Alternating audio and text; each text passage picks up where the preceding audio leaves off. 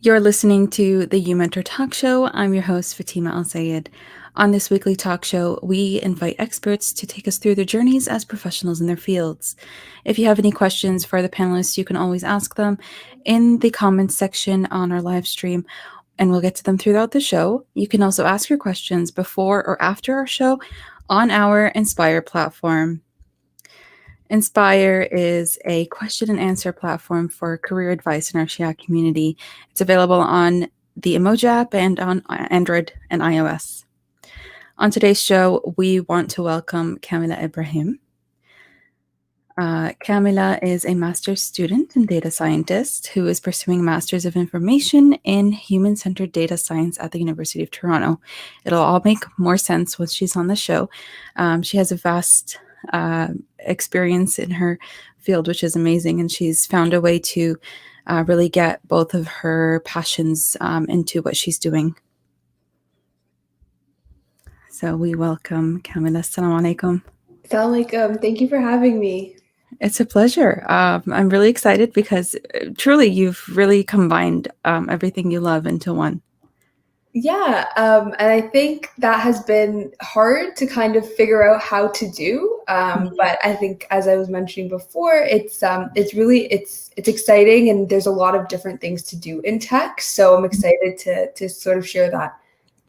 And you've got so much insight into the tech world through an aspect that we don't really hear about much. So can you start us off by telling us about your background, starting from your bachelor's to going into your master's? Sure. So I started my degree in health sciences, so completely unrelated to what I'm doing now. But I think what I liked about the sciences was sort of the technical rigor that it offers. So I always liked working with numbers and that sort of thing. And I think health was a cool kind of way for me to be introduced to the policy space. So I did a lot of work in health policy, and I did my undergraduate degree was a co-op. So that meant that we were able to work in different places and kind of figure out what we liked. And that was hugely helpful for me. Mm-hmm. So I did a couple placements. So I worked at the United Nations, I worked at the Canadian federal government, and I liked the policy aspect of things. I decided I liked the health aspect of things a little bit less. So I switched majors, I switched into economics. And within economics, I really enjoyed the math or the statistical part of economics. And so I switched again into econometrics. And so econometrics is really the statistical side of economics. And so you are using big numbers, big data sets to glean insights from economic trends. So central banks use a lot of econometrics. Those are kind of the applications. And then I knew I wanted to do graduate school because I like researching. It's kind of what I enjoy doing. And so when I was looking for graduate programs, I wanted to find something that allowed me to use my technical skills, but I didn't want to just be coding at a computer all day, because I also wanted to do something that would have applications into fields that were important to me. And so that's when I found human-centered data science. So data science is across almost between statistics and computer science. So again, you're using big numbers and you're using a lot of computational power to gain insights from those large data sets and those numbers. And human-centered data science is taking those insights and applying them to sort of context or situations, whether that's policy or research or analysis or even the development of new technologies, but it always has a sort of human-centric aspect. So I'm a year into a 2-year program, and I'm hopefully, inshallah, going to be graduating in April. Inshallah. There's a lot of big words that you threw out there. So can you give us just real life examples of how this would be applied, within people, within daily interactions? Yeah, absolutely. So my focus in particular, I started my degree off very interested in bias in technology, and sort of how we think of technology a lot of the time as being neutral. But at the end of the day, there are people behind it, and there are people who are creating technology. So technology isn't neutral. And I particularly am very interested in the way that impacts Muslim communities. I live in Toronto, so my research is always focused on Muslim communities in the Toronto area, or Canadians more generally.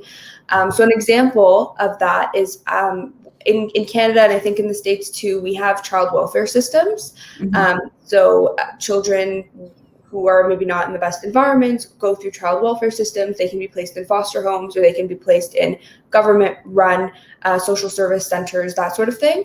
Mm-hmm. And a lot of the time, the matching that is being used, so the way that a child would be matched with a potential placement, is facilitated through an algorithm or some sort of technological structure. And what we're finding is that those algorithms and that technology that's being used is biased against certain populations. So certain populations are more likely to, the way that you would say it is like, fall through the cracks, or less likely to be in a match that is going to be suitable for them.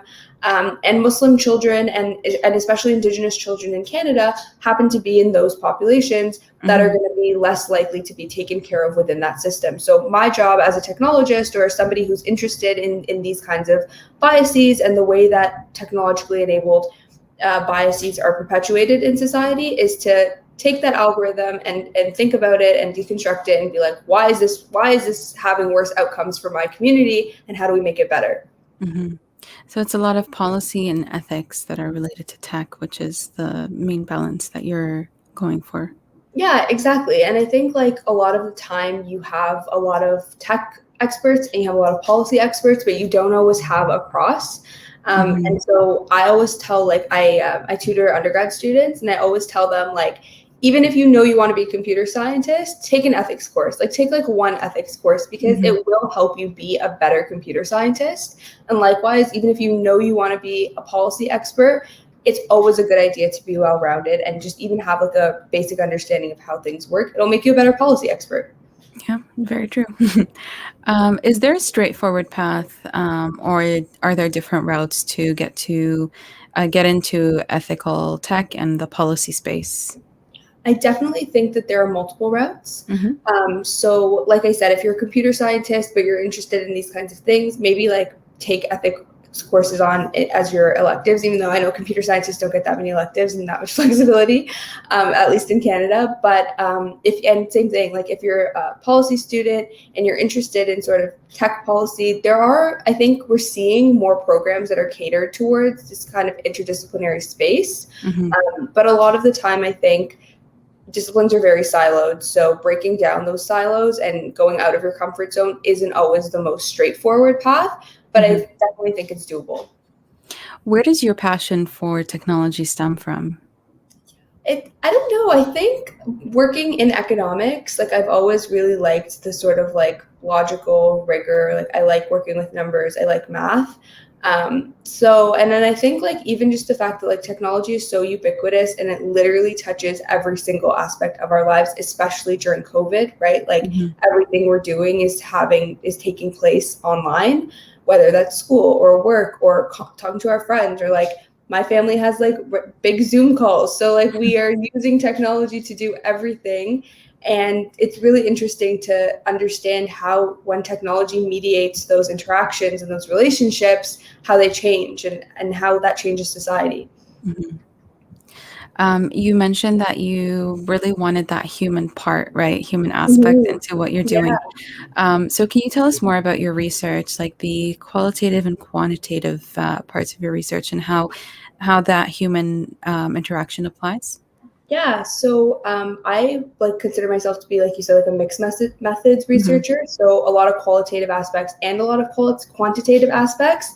So the qualitative side of things is understanding people, right? So it's doing, for example, designing an interview or designing a survey.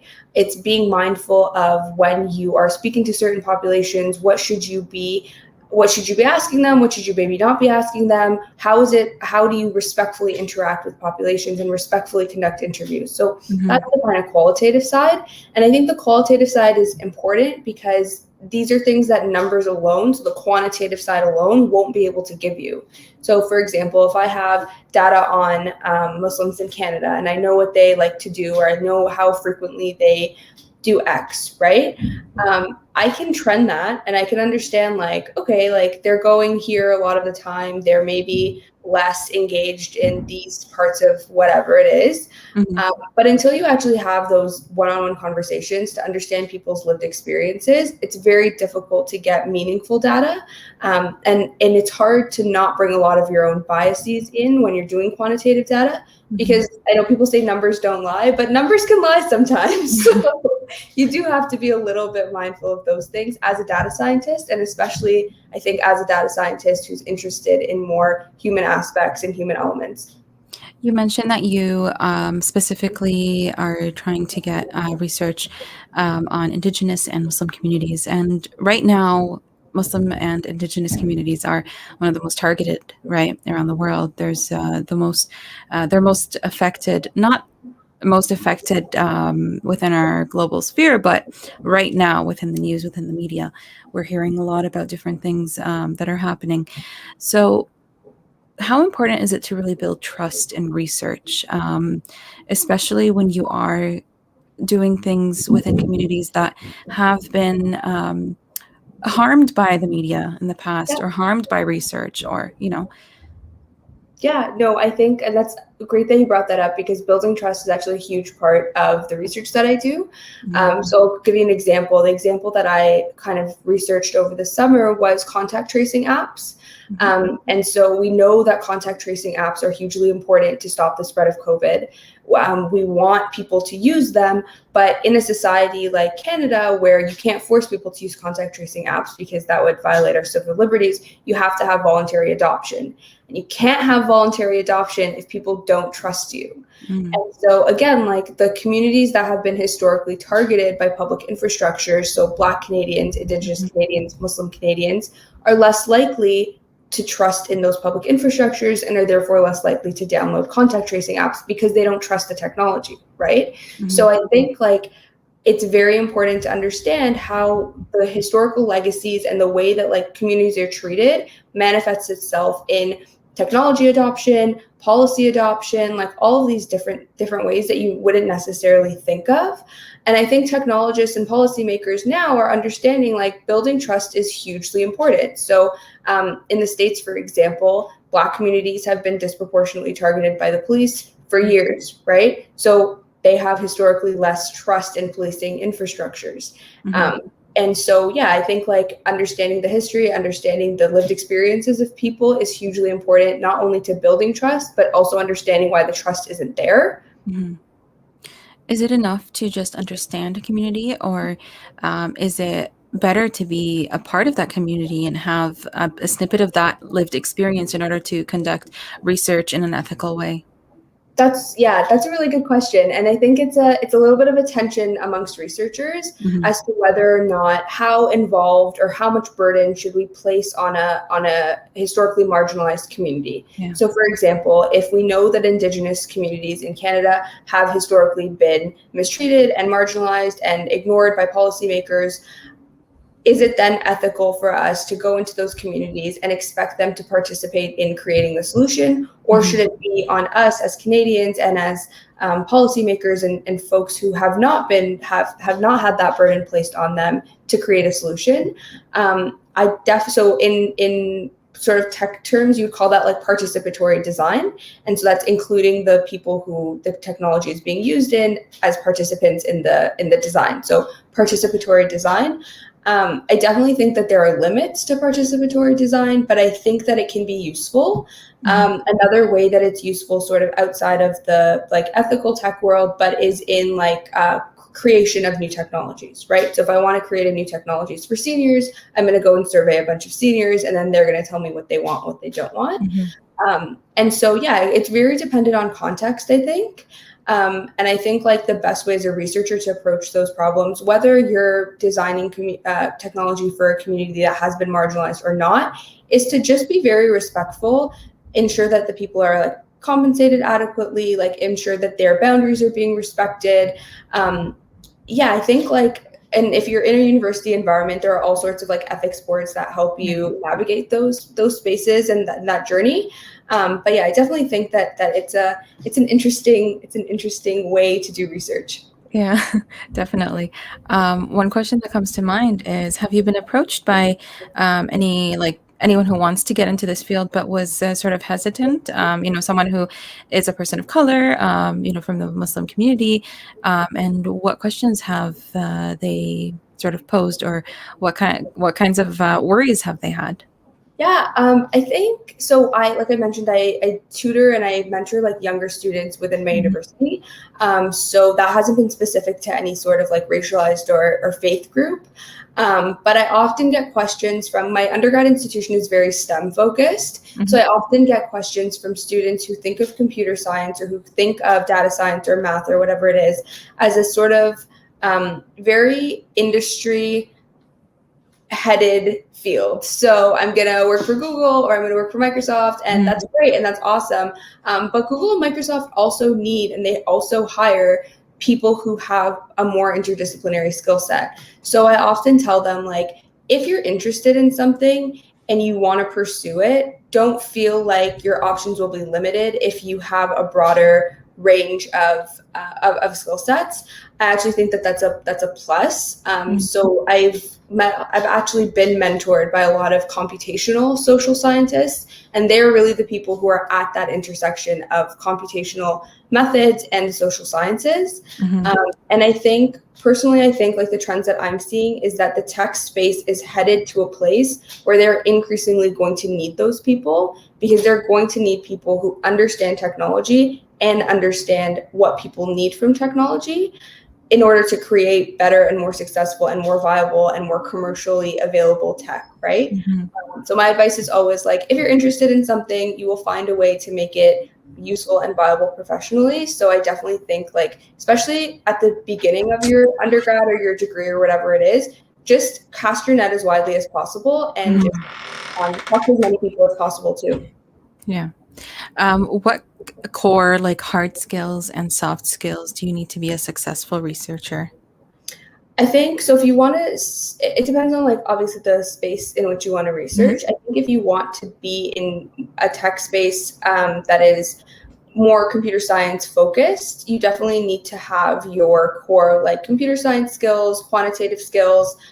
Some math is always great. Mhm. Um, which are courses that you can obviously pick up at the undergrad level. I think in terms of more research oriented things, if you're interested in those kinds of things, most universities have a research methods course that teaches you how to design a research question, how do you design a survey, how do you design an interview, how do you go Mhm. about that process, and that's the place where you'll learn the sort of like ethical considerations that you need to be mindful of. So what ethics board governs this research? Like, where do I Mhm. learn those things?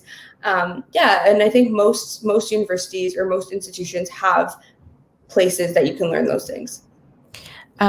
Oftentimes I hear that the hardest part of research is actually choosing the field of research that you want to go into. So, what advice do you have for students who are actually in that position right now? Yeah, and that's definitely true. So I think at the graduate level, and this is something that I didn't know when I started, but if you go into a master's or if you go into a PhD, you have the option in a lot of places, maybe not everywhere, but in a lot of places you have the option to be cross-advised. So what that means is, like, for someone like myself, I'm very interested in computer science, and a lot of the work I do would traditionally fall under that faculty. But I also have a background in economics, and I love economics, and I also want to do something that is more maybe like historical leaning. So what I can do, if you're someone like me, is construct a committee of one computer science professor, one economics professor, and maybe one sociology professor. Mhm. And that can be your committee that kind of guides you through the research process. So I definitely think, like, choosing a faculty is very important, because those are going to be first of all, that's where your funding comes from, and funding is important to a lot of people. Mhm. And that's also going to be the folks that are guiding you throughout your journey, and like that's going to be your support when you're doing research. So it's definitely important to talk to a lot of people in a faculty if you're considering entering that faculty. Mhm. Talk to as many people as possible, but don't feel limited. Like, if I go into computer science or if I go into economics, I can only do that. When you're approaching these people, what advice do you have for people who are sort of scared of approaching, someone who is a professor or is, in that position? And what like which ways should they approach people, if that makes sense? Yeah, no, this is something that I had to learn because like I was kind of a little bit like, oh, like they don't want to hear from some like random student in Toronto, like they don't know me, but I think you will be pleasantly surprised by how kind strangers can be. And especially like if you have a connection to their research or if you have a community connection to them, it'll be like that process will just be sped up a little bit. But I think like don't be shy. The worst that a person can tell you is like, hey, no, sorry, I'm swamped right now. I can't talk. But like talking to people in different fields and it can be anything. Like if you have a connection to them and someone can facilitate a warm introduction, great. If you don't, cold message them or cold email them and just say something along the lines of like, hey, I'm this person. I'm really interested in your work because of this. This is the question that I have. And I think a lot of people are really open, especially in a research environment, because faculty members a lot of the time are recruiting students. And a lot of the time they have funding. And so if you want an RA-ship or if you like a research assistant position, or if you want to, for example, be a master's student under them, they're looking for that, right? So if you demonstrate like a respectful interest in their work, I think a lot of the time people will be open to helping you. Does work-life balance exist as a grad student? It should, and it definitely can. I don't know if it exists for me yet, but it's something I'm working on. I think especially during COVID, I think a lot of people have had a hard time like kind of drawing that like work-life boundary. I know I have, but it's important, especially because like if you go into a PhD or if you go into a master's program, like that research is continuous and it takes a really long time to do. So you want to make sure that at the onset or even like an undergrad, like give yourself boundaries, try to stick to them. Easier said than done, but definitely something that we can all do. What are the hobbies that you like to do or you enjoy that you want to get back to? Yeah, I haven't really had time recently. I used to like love baking in undergrad. I made my mom buy me all of this like baking supplies and all of these like cake products. I'm like, I'm gonna bake cakes, but they're kind of sitting in my basement right now. And that's something that I definitely want to get back to. I think I'm looking forward to, at the end of the summer, I have like 3 weeks off. So yeah, I'm going to be spoiling my family with a lot of baked goods. Yeah, it's going to be fun. And baking's a nice stress reliever, so. It is. Right? It totally is. Yeah, it fully is. And also like just with COVID and because I'm literally at this desk all day, I've been forcing myself to go for walks every day. And that's been really helpful too. Yeah, especially sitting for long hours.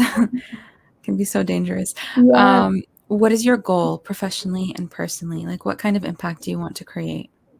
That's a great question. I think professionally, I definitely want to be able to use the skills that I've gained, probably within a research environment, maybe within industry. And so also I didn't mention this, but research doesn't necessarily mean academic research. There's also a lot of industry research positions that are opening up and that are available. So personally, I don't know exactly like where I'd want to be, but I definitely think I'd want to be within a research space or within a research capacity. I like problem solving, so anything that lets me do that, I think I would kind of want to lean towards. And personally, I think just tech evolves so quickly. And there's so many different moving parts and there's so many different aspects of the tech space that you can be in. And so I think for me, it's just like to keep interested in that space and to like know what's going on and just like keep working within that space. Are there any sort of misconceptions or things that people don't really realize about your career that you want to let them know?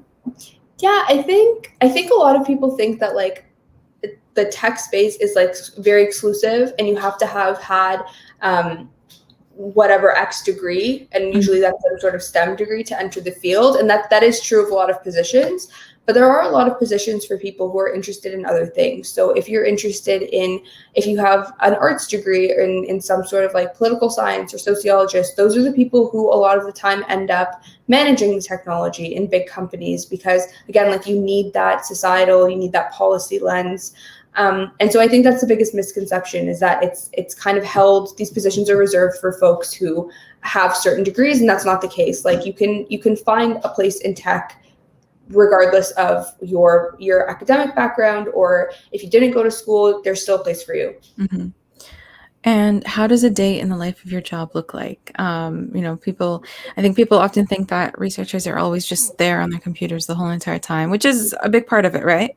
Yep. But can you let us into a little bit of your experience? Yeah, so I'll give you two. So as a student, obviously a lot of my work is meeting with my professors and having them revise drafts of things that I write. A lot of the work that I do as a student researcher is talking to different communities. So that's all been like facilitated virtually throughout COVID. But in a regular time, that can look like going and doing field interviews in different communities.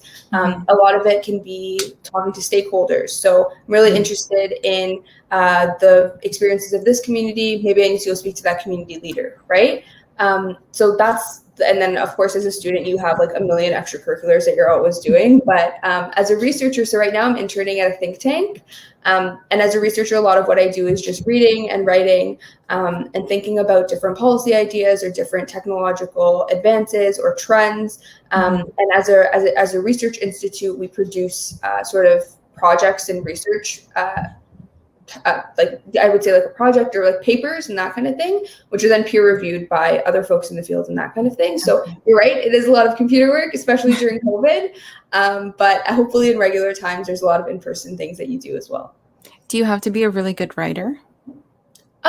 I think you do, but writing is something I think that you can build, right? So I have always been told, and I strongly believe that the best writers are people who read a lot, because you will kind of pick up on how other people write. But yeah, writing and being able to communicate ideas clearly and effectively, especially in tech, because you're taking kind of complicated constructs and you're trying to distill them for an audience that isn't necessarily technical. So yeah, being able to communicate clearly, I think, is a huge thing that you need to be able to do. Is there advice that you can give to current high school or college students that can help them to either make a decision to improve their chances for a job further on if they're considering your profession? So, for example, courses to take, internships to do, or extracurriculars they can enter? Yeah, I think it very much depends on sort of what you're interested in, right? So my advice for like a computer science undergrad will be different from my advice for like a policy undergrad. But I think regardless of where you are in that space, personally, the thing that has helped me the most is just networking and talking to people who have jobs that I think are cool.